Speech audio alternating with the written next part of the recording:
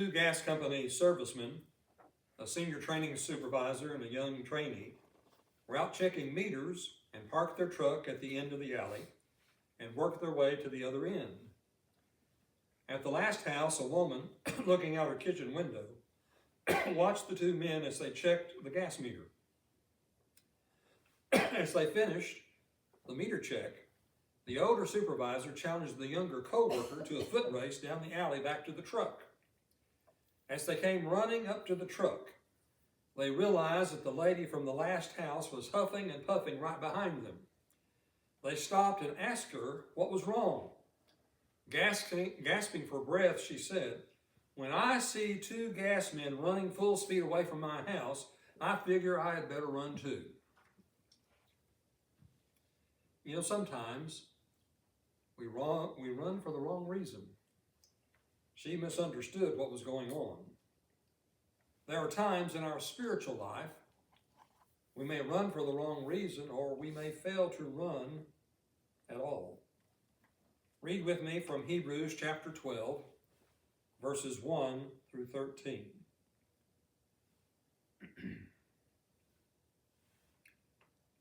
Therefore, since we are surrounded by so great a cloud of witnesses, let us also lay aside every weight and sin which clings so closely, and let us run with endurance the race that is set before us, looking to Jesus, the founder and perfecter of our faith, who for the joy that was set before him endured the cross, despising the shame, and is seated at the right hand of the throne of God. Consider him who endured from sinners such hostility against himself, so that you may not grow weary or faint-hearted. In your struggle against sin, you have not yet resisted to the point of shedding your blood. And have you forgotten the exhortation that addresses you as sons? My son, do not regard lightly the discipline of the Lord, nor be weary when reproved by him. For the Lord disciplines the one he loves, and chastises every son whom he receives. It is for discipline that you have to endure. God is treating you as sons, for what son is there when his father does not discipline him? If you are left without discipline, in which all have participated, then you are illegitimate children and not sons. Besides this, we have earthly fathers who disciplined us, and we respect them. Shall we not much more be subject to the Father of spirits and live? For they disciplined us for a short time, as it seemed best to them. But he disciplines us for our good, that we may share his holiness. For the moment, all discipline seems painful rather than pleasant, but later it yields the peaceful fruit of righteousness to those who have been trained by it. Therefore, lift your drooping hands and strengthen your weak knees, and make straight paths for your feet, so that what is lame may not be put out of joint, but rather be healed.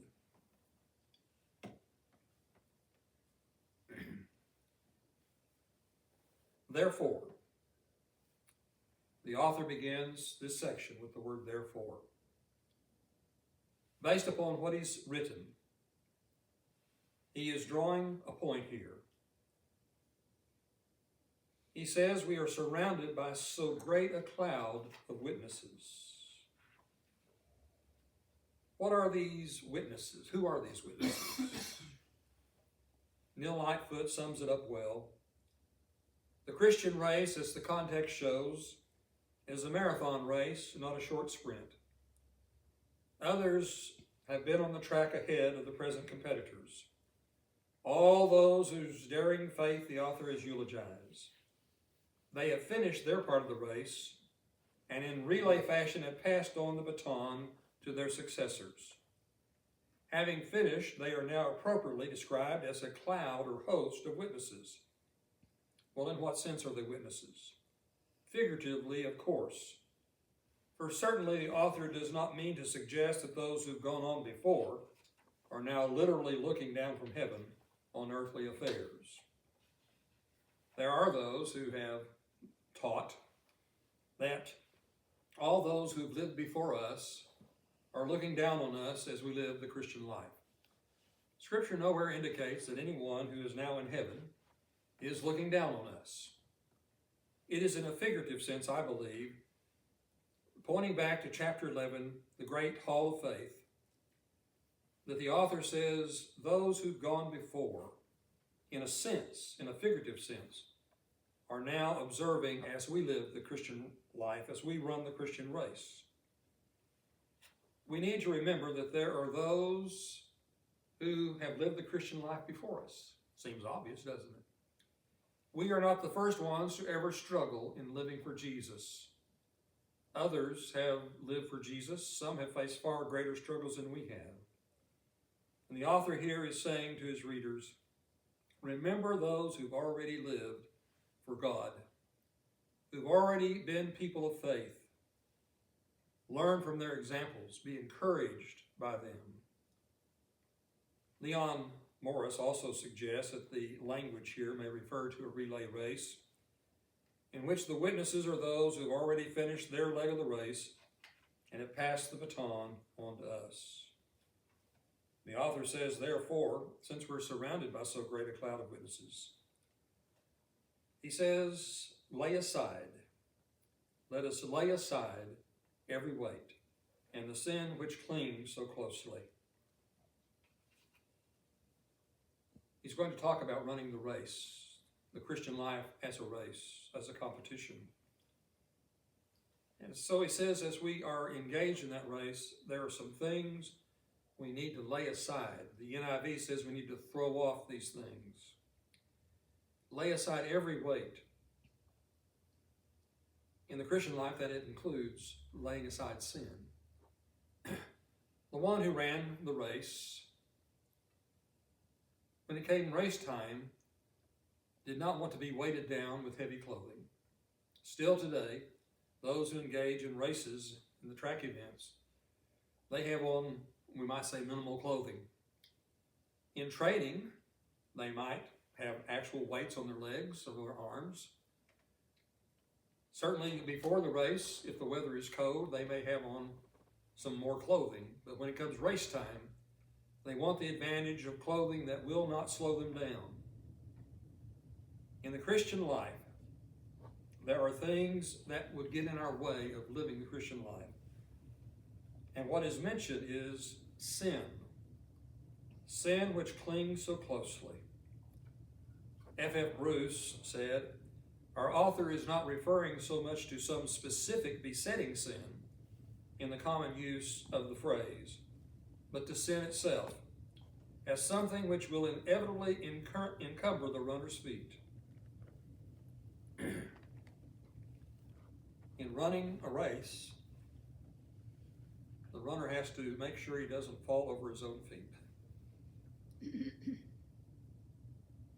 In living the Christian life, there are things that can cause us to trip up. Those things are sin. We need to put those things aside. We need to throw them off. A couple from Bakersfield, California, purchased a new boat, but they were having serious problems. No matter how hard they tried, they couldn't get the boat going. It was sluggish no matter which way they turned or how much power was applied. After an hour of trying to make it go, they put it over to a nearby marina, hoping someone could tell them what was wrong. Well, they checked the top side of the boat. Everything seemed to be in perfect working condition. The engine ran fine. The outdrive went up and down. The propeller was the correct size and pitch. Then one of the marina guys jumped in the water to check underneath the boat. He came up choking with laughter. Under the boat, still securely strapped into place, was the trailer. They had attached to the boat something that should not be attached to the boat. That was to be left on the shore. Alexander the Great was leading the army advancing on Persia. At one critical point, it appeared his troops might be defeated.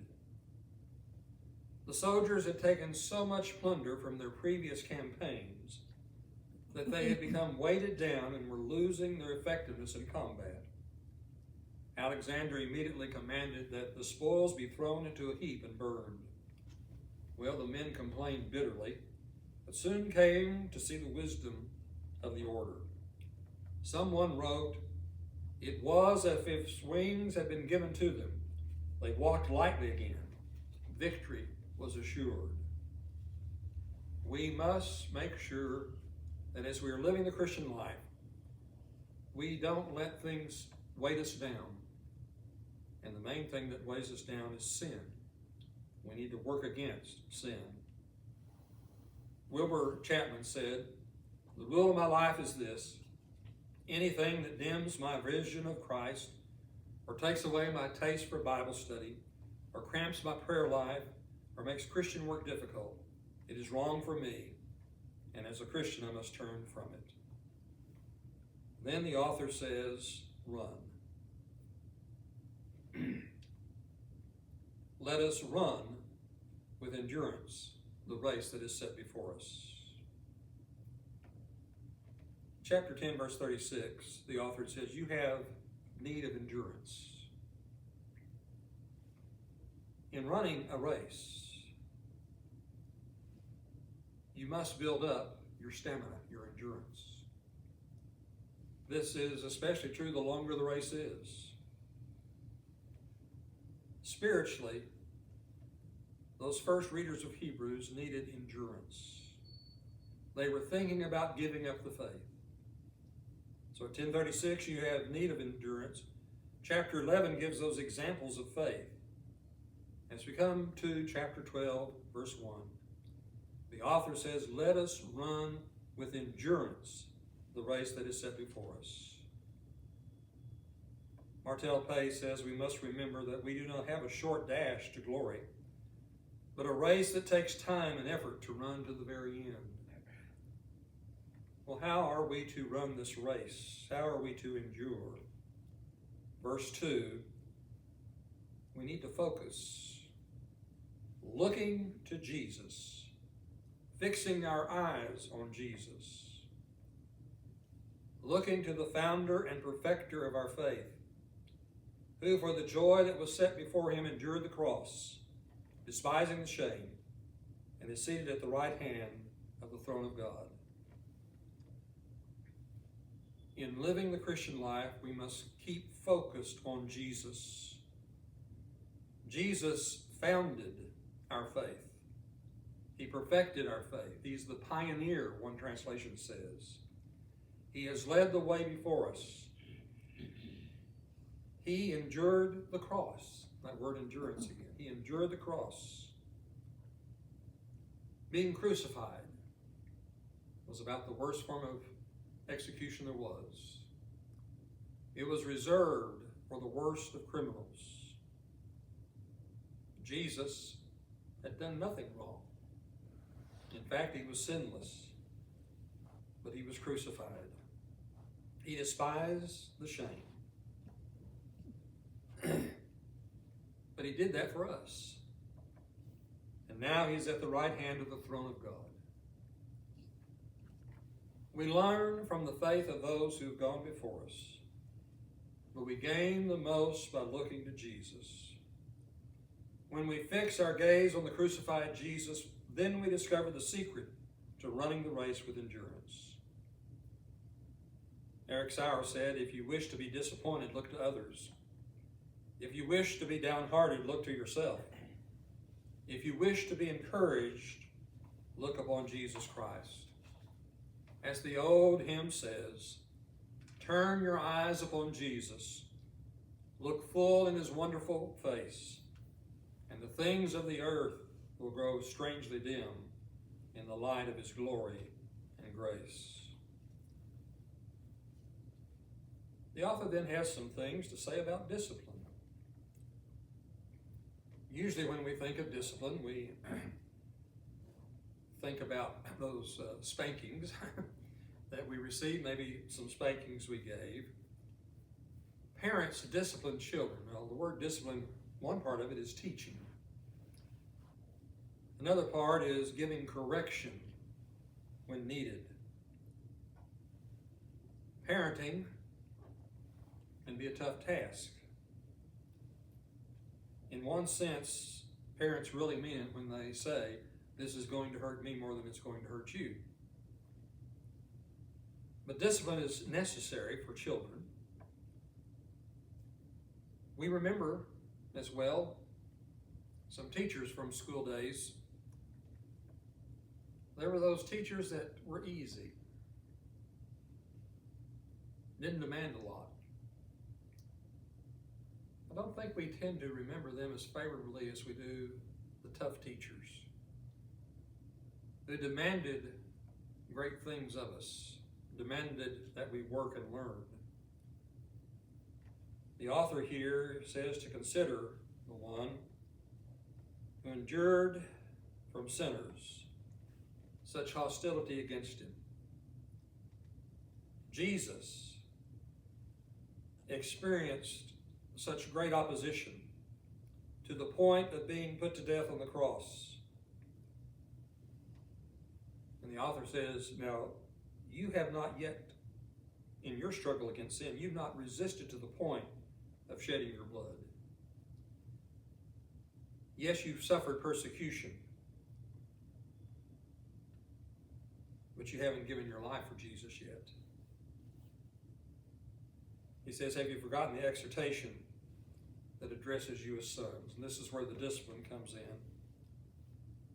In the quote the author gives, basically it says, the Lord disciplines the one he loves. He chastises every son whom he receives. As parents, we discipline our children. Maybe, if we've had a close relationship with grandchildren, we do discipline them some. But for the most part, if we see somebody else's kid misbehaving, we realize it is not our place to discipline that child. If they're getting ready to endanger themselves or somebody else, we might have to step in. But if somebody else's child is throwing a hissy fit, that's not our place to deal with that. Our children are our responsibility. The author is making the point here that yes, you've been disciplined by God because you are his children. The suffering that has come shows that you are his child. There is a benefit to it. Even the earthly fathers, imperfect as they are, show love to their children through discipline. And we are being disciplined spiritually for a short time. The writer here says, by this persecution, by other struggles. But you can make it through that. C.S. Lewis said, God shouts in our pains. It is his megaphone to rouse the deaf world. And Albert Barnes said, I have never known a Christian who was not benefited by afflictions.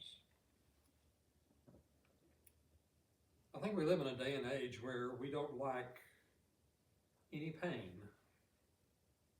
And that gets some people in trouble because they go to such great lengths to avoid pain.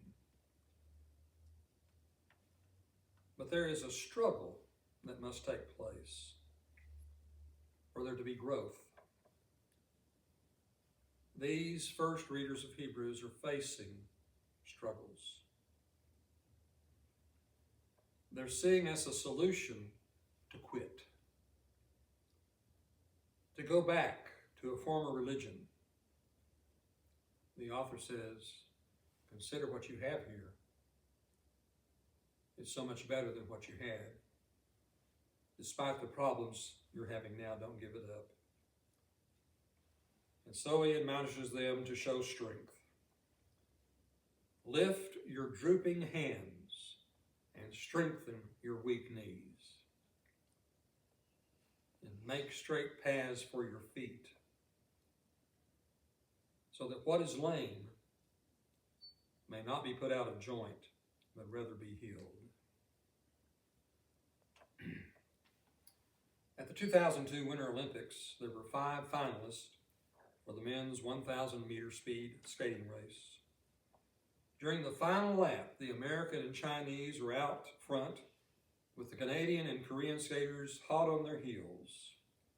Australia trailed behind, obviously destined for last place.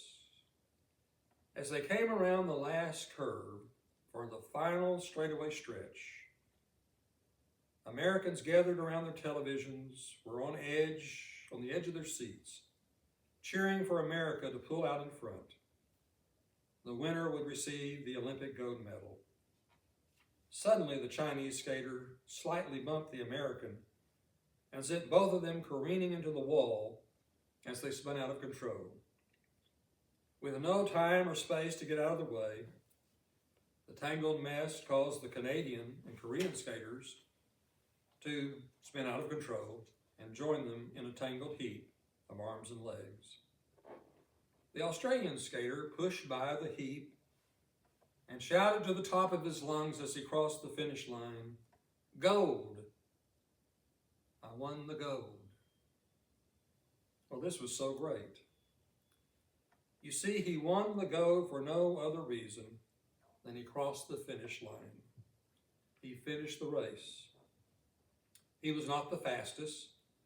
He did not set any records. He just simply did not quit or get tangled up in the mess around him. And so it is in the Christian race, in the Christian life. We don't have to break any records, but we have to stay in the race until we cross the finish line. In the 1986 New York City Marathon, almost 20,000 runners entered the race. What is memorable is not who won, but who finished last. His name was Bob Wieland. He finished 19,413th, dead last. Bob completed the New York Marathon in 4 days, 2 hours, 47 minutes, and 17 seconds. It was unquestionably the slowest marathon in history ever. So what is it that made Bob Wieland's marathon so special? Bob ran with his arms. 17 years earlier, while in Vietnam, Bob's legs were blown off in battle. One of his fellow soldiers had stepped on a landmine. He went to rescue him. He stepped on a landmine. He liked to say of that day, "My legs went one direction, my life another." He was basically put in a body bag. They thought he was dead. But when they got him over to where they were seeing to the individuals who have been positioned, somebody saw his body bag move. He lived. He still lives. When he recovered, he began this process of competing. He sits on a 15-pound saddle, covers his fist with pads, and he uses his arms to catapult himself forward 1 arm length at a time. He can run a mile in an hour. Well, that is real endurance in the face of adversity. All kinds of reasons that Bob could have said, "Well, I can't run in a race. I have no legs." But he's been a shining example to so many people of what you can do when you make the effort. God has not given us an impossible task in calling us to run the race, to live for Him faithfully.